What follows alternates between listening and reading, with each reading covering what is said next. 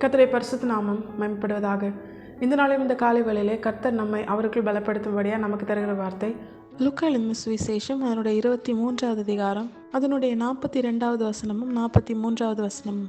இயேசுவை நோக்கி, ஆண்டவரே, நீர் உம்முடைய ராஜ்யத்தில் வரும்போது அடியேனை நினைத்தருளும் என்றான். இயேசு அவனை நோக்கி, இன்றைக்கு நீ என்னுடனே கூட பரதீசில் இருப்பாய் என்று மெய்யாகவே உனக்கு சொல்லுகிறேன் என்றார். கர்த்தருடைய பரிசுத்த நாமம் மேம்படுவதாக. இந்த வசனத்தை கொண்டுதான் தேவன் தேவஜனங்களாகிய நம்மை இன்று அவர்கள் பலப்படுத்துகிறார். நம்முடைய வாழ்க்கையிலும் இந்த சம்பவம் நம்ம எல்லாருக்குமே தெரியும்.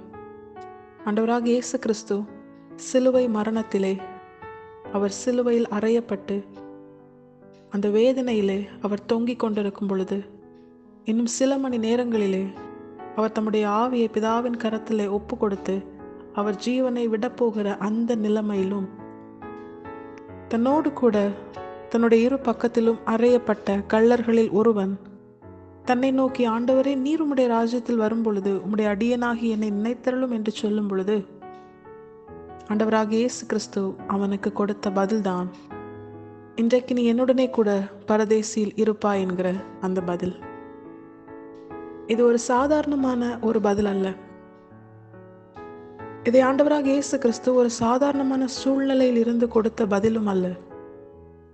இது ஒரு அசாதாரணமான சூழ்நிலையில் அசாதாரணமான ஒரு பதிலாய் நம்முடைய ஆண்டவராக இயேசு கிறிஸ்து அந்த கள்ளனை பார்த்து சொல்லுகிறார்.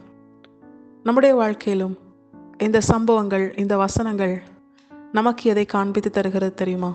தேவப்பிள்ளைகளாகிய நாமும் ஆண்டவராக இயேசு கிறிஸ்துவின் சாயலை போல மாறும்படியாகத்தான் பிதாவாகிய தேவன் நம்மை முன்குறித்தார். தம்முடைய முதற்பேரான குமாரனுக்கு ஒப்பான சாயலாய் தேவப்பிள்ளைகளாகிய நாம் மாற வேண்டும். அப்பொழுதுதான் நித்திய ஜீவனை சுதந்திரிக்க முடியும். அவருடைய சாயலுக்கு ஒப்பாக நாம் மாறினால்தான் பிதாவாகிய தேவன் நம்மை ஏற்றுக்கொள்வார் என்று வசனம் தெளிவாய் சொல்லுகிறது. பிதாவாகிய தேவனும் நம்மை அதற்காகவே முன்குறித்தார். இயேசு கிறிஸ்துவின் சாயலாய் நாம் மாறும்படியாகவே நம்மை முன்குறித்தார். நம்மை முன்குறித்து நம்மை அழைத்து நம்மை நீதிமான்களாக்கி நம்மை மகிமைப்படுத்தி இருக்கிறார். இதை பரிசுத்த ஆவியானவர் பவுலை கொண்டு ரோமருக்கு எழுதின நிருபம் அதனுடைய 8வது அதிகாரத்திலே தெளிவாய் சொல்லுகிறதை நாம் வேதத்தில் பார்க்கிறோம். நம்முடைய வாழ்க்கையிலும் தேவ சாயலாக மாற வேண்டும். வேதத்தில் அநேக காரியங்கள் சொல்லப்பட்டிருந்தாலும் இன்றைய நாளில் நம்முடைய தேவன் நம்மிடத்தில் எதிர்பார்ப்பதாய் அவர் நமக்கு காண்பித்து தருகிற பிரதானமான சுபாவம்தான் சிலுவையிலே ஆண்டவராக இயேசு கிறிஸ்து அந்த கள்ளனை பார்த்து பேசின காரியங்கள். நம்முடைய வாழ்க்கையிலும் நாம் எப்படிப்பட்ட சூழ்நிலையில் இருந்தாலும் இனி நம்முடைய வாழ்க்கை எழும்பவே எழும்பாது, எல்லாமே முடிந்து விட்டது, நம்பிக்கையற்ற ஒரு நிலை, கிடைக்க வாய்ப்பே இல்லை, அப்படிப்பட்ட எல்லாமே முடிந்துவிட்ட ஒரு நிலையைப் போல நம்முடைய வாழ்க்கை, நம்முடைய சூழ்நிலை காணப்பட்டாலும் தேவன் நம்மிடத்தில் எதிர்பார்ப்பது என்ன தெரியுமா?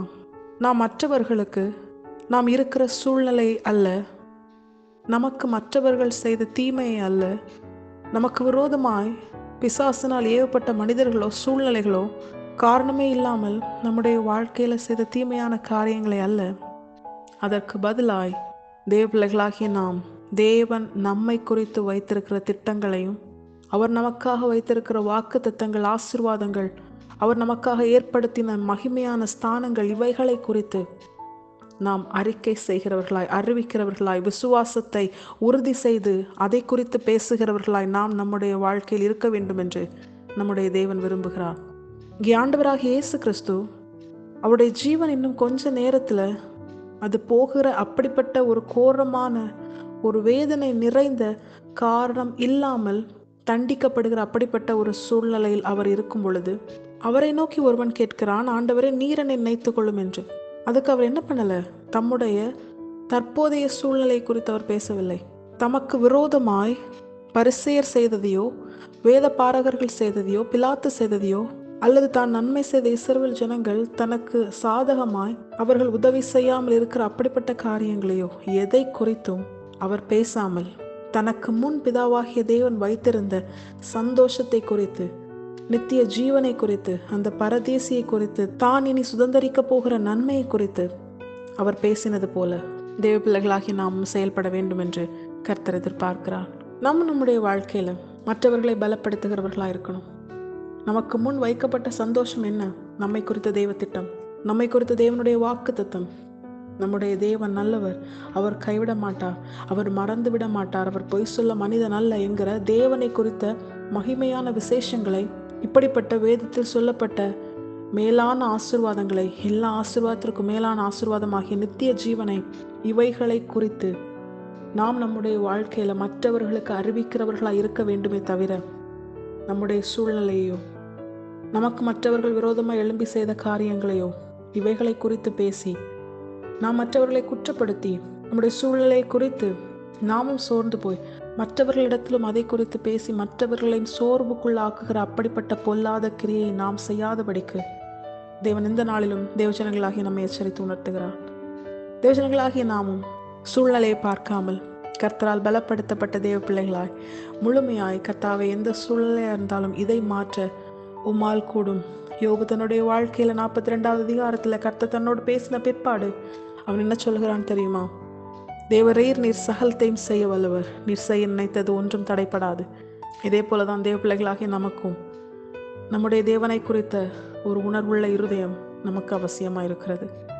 நம்முடைய தேவன் மனம் மாற மாட்டார், கைவிட மாட்டார். அவர் சொல்லியும் செய்யாதிருப்பாரோ, வசனித்தும் நிறைவேற்றாதிருப்பாரோ. அவரால் கூடாத காரியம் ஒன்றுமில்லை.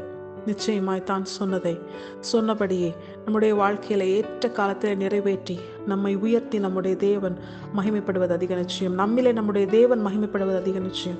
நம்மை அவருடைய அன்பின் அடையாளமாக இந்த உலகத்திற்கு முன்பதாக நிறுத்துவது அதிக நிச்சயம். ஆனால் தேவன் நம்மிடத்தில் எதிர்பார்ப்பது என்ன தெரியுமா? நான் உன்னை குறித்து வைத்திருக்கிற திட்டத்தை, நான் உனக்கு தந்த வாக்கு தத்தத்தை, எல்லாவற்றுக்கும் மேலாய் நான் உனக்காக ஆயத்தம் பண்ணி கொண்டிருக்கிற நித்திய ஜீவனை, அதை குறித்து தியானித்து யோசித்து அதை குறித்து பேசி அதை குறித்து மற்றவர்களிடத்தில் அதிகமாய் பேசும் பொழுது நீ பலப்படுவாய். உன்னை கொண்டு நான் மற்றவர்களையும் பலப்படுத்துவேன் என்று ஆண்டவர் சொல்லுகிறார். தேவ பிள்ளைகளாகி நாம் இதை உணர்ந்தவர்களாய் நாமும் நம்முடைய வாழ்க்கையில் நமக்கு முன்வைக்கப்பட்ட சந்தோஷத்தை உணர்ந்து இப்போது இருக்கிற சூழ்நிலையை பார்க்காமல் இன்னும் கர்த்தருக்கு பிரியமாய் கர்த்தருடைய இருதயத்துக்கு ஏற்றவர்களாய் மாற நாம் நம்மை முழுமையாய் கர்த்தருடைய வார்த்தைக்கு கீழ்ப்படிந்து வாழ கர்த்தருடைய பாதத்தில் அர்ப்பணிப்போம். நிச்சயமாய் நம்முடைய தேவன் நமக்கு வாக்குத்தத்தம் பண்ணினதை நம்முடைய வாழ்க்கையில் நிறைவேற்றி நம்மை உயர்த்தி நம்முடைய தேவன் மகிமைப்படுவது அதிக நிச்சயம். நம்மை நித்தியத்தில் கொண்டு போய் சேர்ப்பதும் அதிக நிச்சயம். கர்த்தர் தாமே இந்த வசனத்தை கேட்டு நம் அனைவரையும் ஆசீர்வதித்து வழிநடத்துவாராக. கர்த்தருடைய பரிசுத்த நாமம் மட்டுமே மகிமைப்படுவதாக. மாராநாதா, இயேசு வருகிறார். ஆயத்தமாகவும் பிறரை ஆயத்தப்படுத்துவோம். ஆமென்.